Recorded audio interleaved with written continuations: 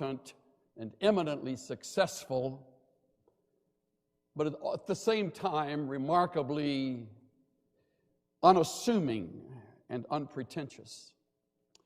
It was back in 1971 that the Lord called me and our family out to Southern California to begin a ministry serving Him at a local church in that vast megalopolis. I didn't realize at the time, but our arrival occurred right when one of those unassuming great men had reached the zenith of his career. And he was in the middle of his most successful time as the head basketball coach at UCLA. His name became, in a matter of a few years, a household word in homes where sport is loved, especially the game of basketball. And all of us out there watched with just eye-opening wonder at the championships he won, but even more significantly at the character of the man himself. His life was filled with a mixture of contrasts. Enormous adulation on the one hand, at the same time, ego-centered athletes who would come on the scene and be under his tutelage as he would add to their life that John Wooden touch. Pauley Pavilion was filled, home game after home game, as these teams came through. And in a matter of years, a whole new squad, and yet again another championship. It was a pleasure not only to watch him from the distance, but to get to know him up close and personal and realize that none of this turned his head. He was the same man as he had always been and as he is to this day. I suppose that's the reason that I appreciated years later the words written by Rick Riley of Sports Illustrated, who did a piece on him he titled, "A Paragon Rising Above the Madness." Among other things, Riley writes, "There's never been a finer man in American college sport than John Wooden, or a finer coach. He won 10 NCAA basketball championships at UCLA in 12 years, the last in 1975. Nobody has ever come within 6 of him. He won 88 straight games between January 30, 71 and January 17, 74. Nobody has come within 42 since then. So sometimes when the madness of March gets to be too much, too many players trying to make Sports Center, too few players trying to make assists, too many coaches trying to be homies, too few coaches willing to be mentors, too many freshmen with out-of-wedlock kids, too few athletes who will stay in school long enough to become men, I like to go see Coach Wooden. I visit him in his little condo in Encino, 20 minutes northwest of L.A., and hear him say things like, "Gracious sakes alive," and tell stories about teaching Lewis the hook shot. Lewis, of course, is Lou Alcindor, Kareem Abdul-Jabbar. There's never been another coach like Wooden.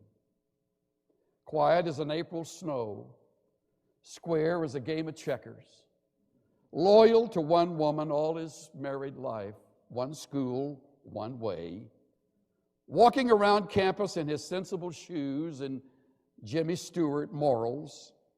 He'd spent a half hour the first day with those athletes practicing how they are to put on their socks. Wrinkles can lead to blisters, he would warn. These huge players would sneak looks at one another and roll their eyes. Eventually, they'd do it right. Good, he'd say. And now, for the other foot.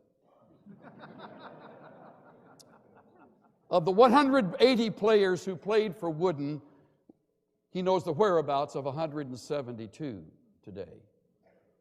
Of course, that's not hard when most of them call checking on his health, secretly hoping to hear some of his simple life lessons so they can write them on the lunch bags of their kids, who will roll their eyes.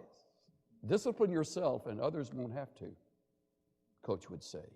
Never lie, never cheat, never steal, Coach would say. Earn the right to be confident, Coach would say. You played for him, you play by his rules. Never score without acknowledging a teammate. One word of profanity, you're done for the day. Treat your opponent with respect. He believed in hopelessly out-of-date stuff that never did anything but win 10 championships. No dribbling behind the back or through the legs. There's no need, he'd say. No UCLA basketball number was retired under his watch. Well, what about the other fellows who wore that number? Didn't they contribute to the team then? He'd say, no long hair, no facial hair. It takes too long to dry. You could catch cold. Especially when you leave the gym, Coach would say. That one drove his players bonkers. One day, All-American center Bill Walton showed up with a full beard. It's my right, he insisted. Wooden ask if he believed that strongly. Walton said, yes, I do. Well, that's good, Bill. Coach responded, I admire people who have strong beliefs and stick by them. I really do. We're going to miss you.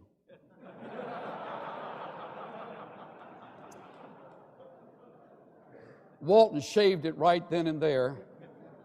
Now, Bill Walton calls him once a week just to tell the coach he loves it. Unassuming greatness.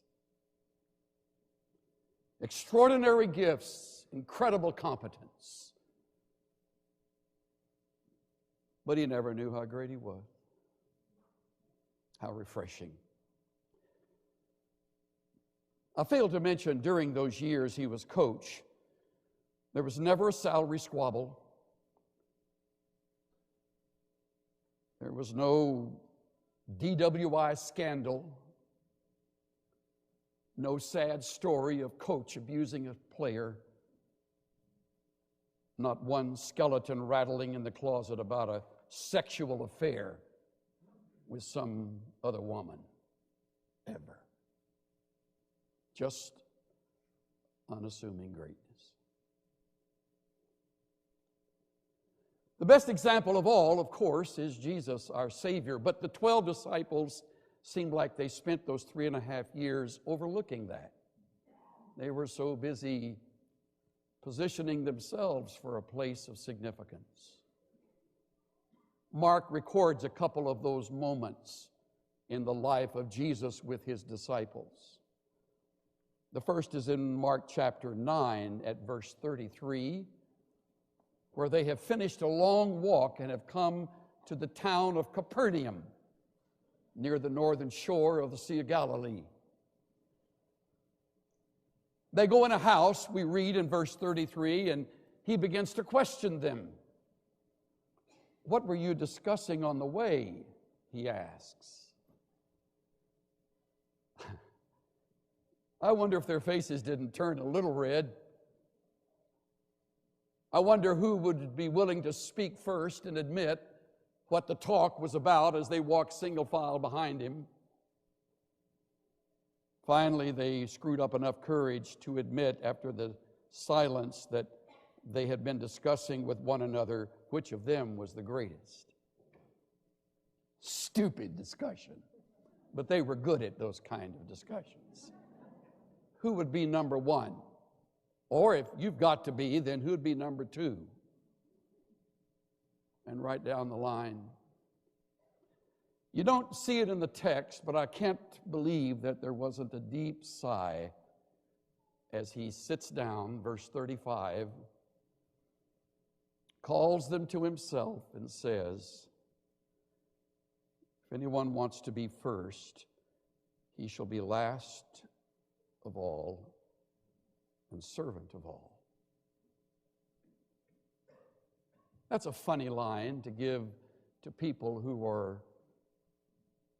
unashamedly ambitious, but it's true. And if it wasn't enough for them to hear the words, he called a child from the house over to him. Come here, sweetheart. Come here, son.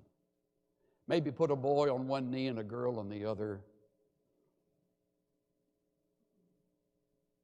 Said, whoever receives one child like this in my name receives me. Whoever receives me does not receive me, but him who sent me. Reminds me of the line that appears at the end of Matthew, inasmuch as you have done it unto these, even the least of them, you've done it unto me. I love that.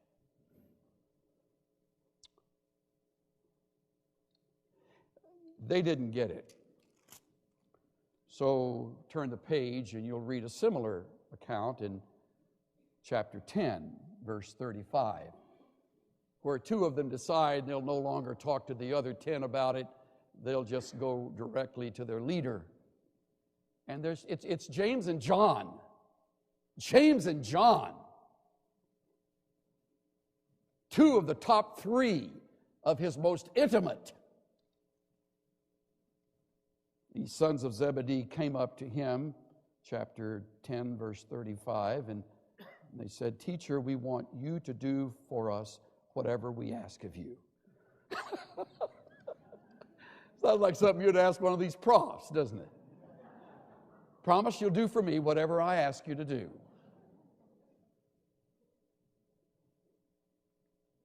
He said, what do you want me to do for you? They have the audacity, after that previous lecture and object lesson, to say, grant that we may sit one on your right and one on your left in your glory.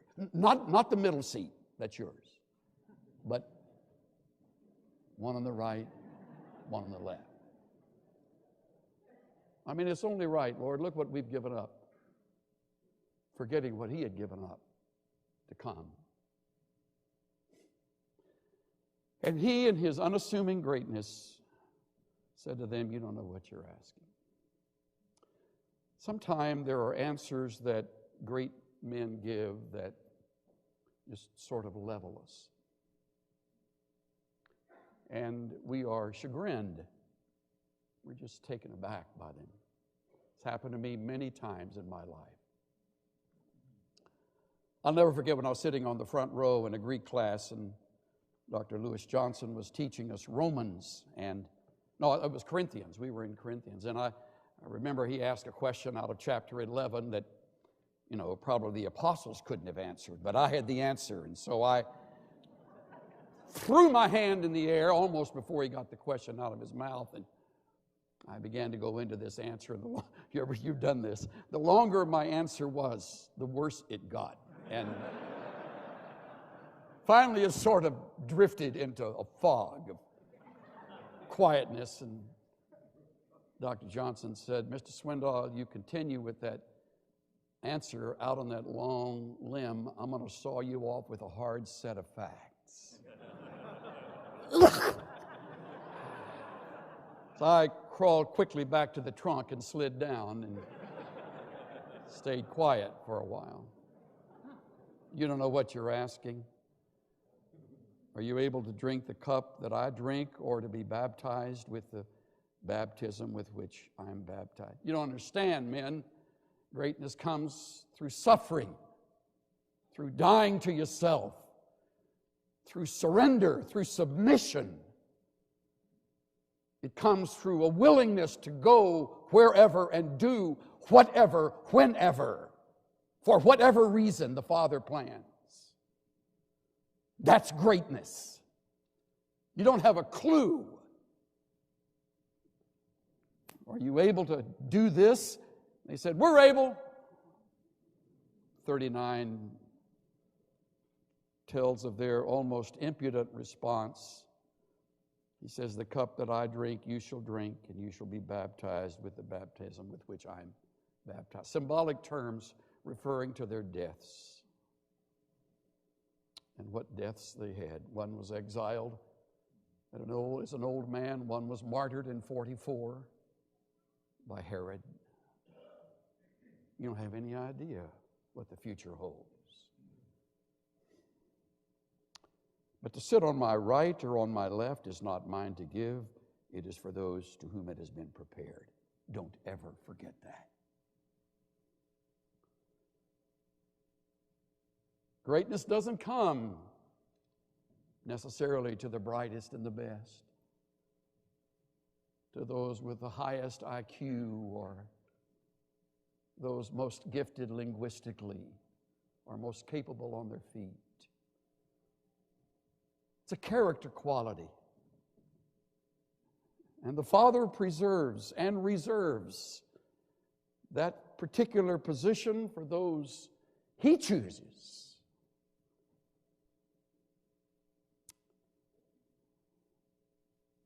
Now, about now, you might think, well, at least the other 10 stood back and thought, well, we can learn a lot from this. Wrong. Verse 41, hearing this, the 10 began to feel indignant.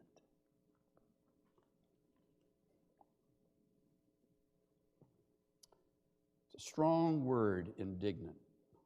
They were irritated. I mean, what about us? They were aggravated with James and John. Realizing that there was a virtual mutiny starting, Jesus says to them, come here, men. Come over here. Pulls them aside, calls them to himself, and turns the dialogue into a monologue. This is one of those brief discourses that I hope you never forget. He said to them, you know that those who are recognized as rulers of the Gentiles lord it over them. Their great men exercise authority over them. Look again at the verse. You know this. In the rank and file of the military and the corporate world and the political world, there is a definite, clearly defined chain of command. There are generals and there are colonels, and there are majors and there are captains, and there are lieutenants and there are sergeants and there are corporals. It's like that in the military world.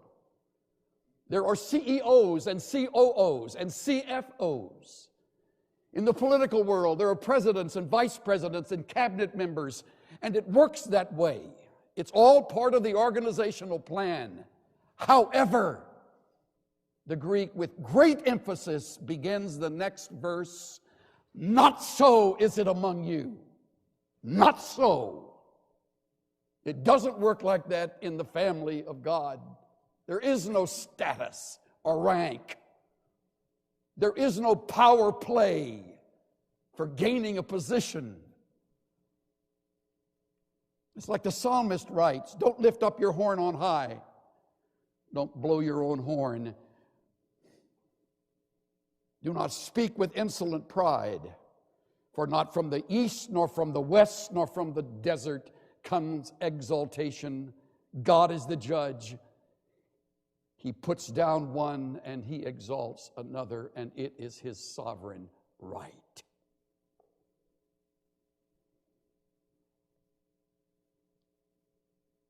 Whoever wishes to become great among you shall be your servant. For even the Son of Man did not come to be served. And look at the verbs. He came to serve, and he came to give his life a ransom for many. People like us, would you look around? There's not a one of us, even a partially deserving. He came to serve and to give, to serve and to give.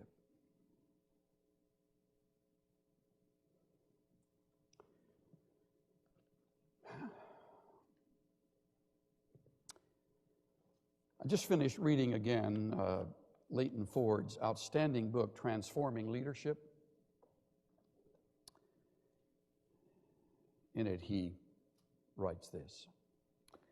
Several years ago, I had lunch with Richard Dortch, who had just been chosen to become the executive vice president of the PTL Club, a multi-million-dollar religious televangelism network. Dortch had headed his denomination's work in Illinois, had an outstanding track record. I was frankly very impressed with what he had to say and with his seeming sincerity and competence. He planned to recruit a strong finance director and several MBAs to establish some fiscal sanity, as he put it. It's going to be like turning the Queen Mary around with a teaspoon, he said. Won't be easy, but I plan to do it. I wished him well and then watched from a distance. Eventually, Jim Baker, the head of PTL, resigned in disgrace over a sexual liaison and its cover-up. Both he and Dortch were convicted for the misuse of funds. How, I wondered? How could a man with such seemingly good intentions go so wrong? So I read with interest a later interview in which he described how the managers of PTL came to define success. Listen to this. Quote, "It is all tied to how many stations we have on our network or how big our building is. It is so easy to lose control, to compromise without recognizing it. At PTL, there was not time taken for prayer or family because the show had to go on. We were so caught up in God's work that we forgot about God." He also talked about the impact of television on preachers. A television camera, he said, can change a preacher quicker than anything else. Those who sit on the sidelines can notice the changes in people once they get in front of a camera. It turns a good man into a potentate. It is so easy to get swept away by popularity. Everybody loves you. Cars are waiting for you, and you go to the head of the line. That is the devastation of the camera. It has made us less than what God wanted us to become. In PTL's case, the TV camera, the show, even the ministry itself had become ends in themselves. They were powers which could have been creative, but which in the end actually became destructive. Ford concludes, "For those of us not in the public eye, it's easy to point the finger at the Jim Joneses and the Jim Bakers, but power can be just as seductive to a teacher in a classroom.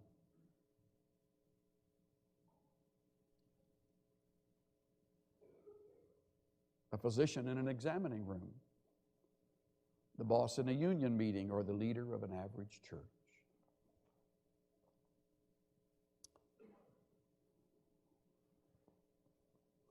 We live in a dog-eat-dog world, and it quickly and easily invades the ranks of the religious. So today I come with great hope for you who are looking at this school with your future in mind. But I come today with a word of warning to all of us. Be careful.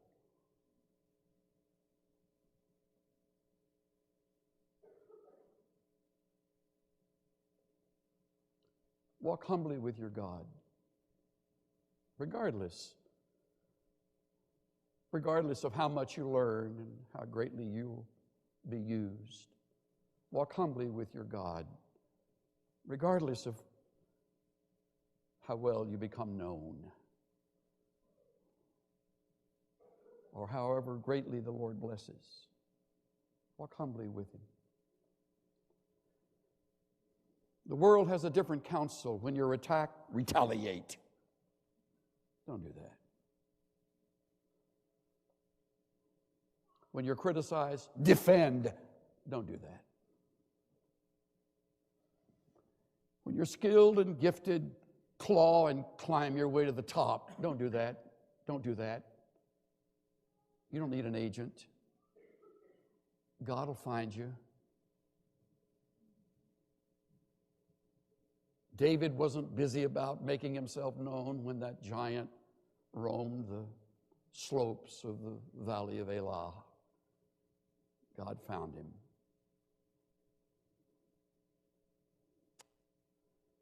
And when he slew the giant, it's wonderful. He didn't quickly go downtown looking for crowns.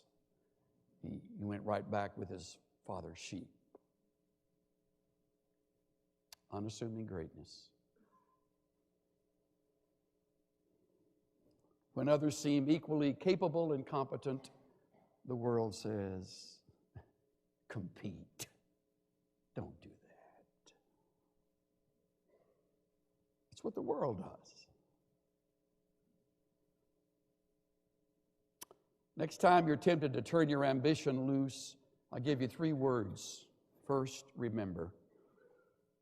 Remember. Remember the lifestyle of the people of the kingdom. Remember Jesus' words, it is not so among us. Second, release. Release the controls to God. Release the importance of your reputation. It was Wooden who said this, be more concerned with your character than with your reputation. Your character is what you really are, while your reputation is merely what others think you are. Most folks will think you're better than you are. Do your best to correct them. The closer they get to you, the more they'll realize you're not that great. A few people are, the Woodens, the Tom Landrys, many of these who teach you, but they would never be the ones to say so. So release that. Third, return. Return to the priorities of Jesus to serve and to give. Back when I had the privilege of sitting in the president's office of this great school, one of the high marks was a time I would take to do exit interviews with graduates. It was always refreshing to be with them and to see the product of our teaching and our mentoring and time with them.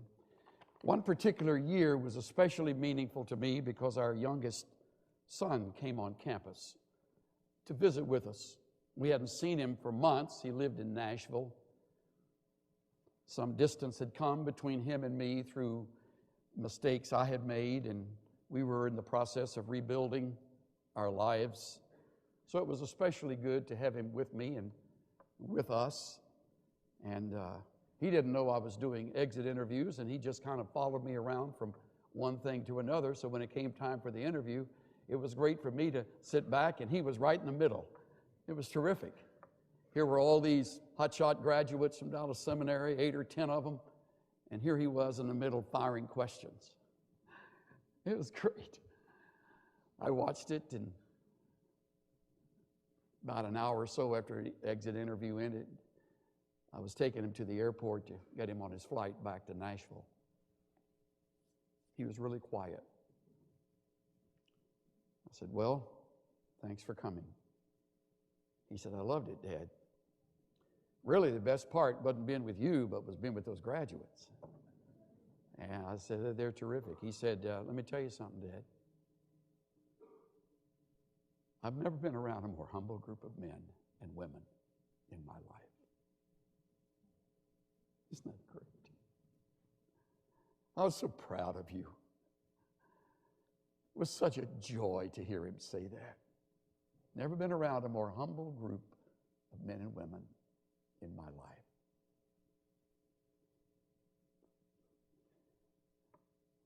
In many ways, it changed his life. At that time, his hair was down to his waist. I remember when I did the wedding for him and his wife, I said, would one of you kiss the bride? I couldn't tell by looking.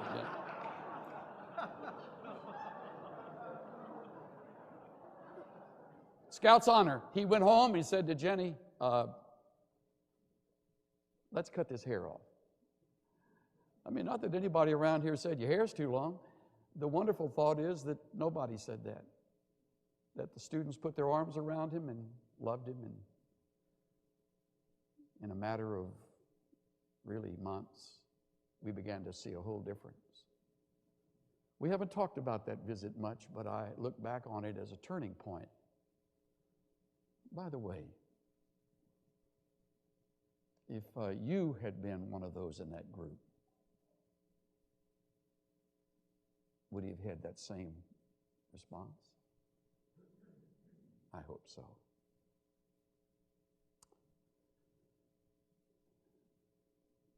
Many wonderful and great men and women have sat where you're sitting. They've come through this school and they've now graduated to serve and to give. And it was here that we learned the basic rudiments of ministry. The best part wasn't in the textbooks. It was in the mentoring. It was in seeing in the lives of those who taught us these kind of things. I said to Cynthia as I put my tie on and got ready for this morning, I said, well, I'm back on a campus.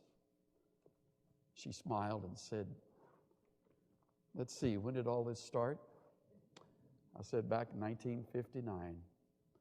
We didn't even have any kids. Here we are with 10 grandkids. And she said, and that school is still great. And it is. Unassumingly great.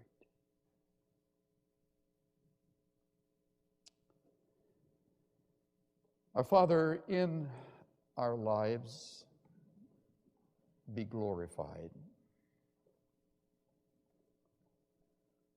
When we survey the wondrous cross on which the Prince of Glory died,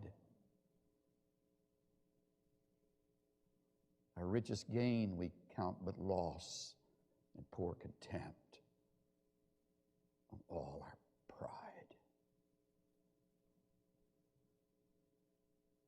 Be glorified in our family. Be glorified in our church.